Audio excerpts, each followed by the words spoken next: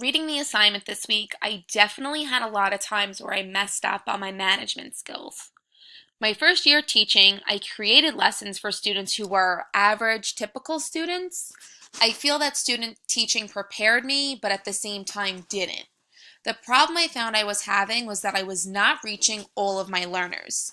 Differentiation scared me, and I really was super nervous about creating lessons for my low, high, and average students. This led to an issue because I never left the school. It became such an issue that I could have just slept there. I'm sure many first year teachers could relate. I wanted to do the best work possible and spent so much time planning. As the year went on, I began to build a relationship with my colleagues, and we began planning together, which saved so much time. I learned that I didn't need to reinvent the wheel. I was working hard, but I wasn't being efficient, and I was burning myself out. My first year as a teacher was tough, but I learned so much which really shaped my time management skills. Building a relationship is super important with your colleagues.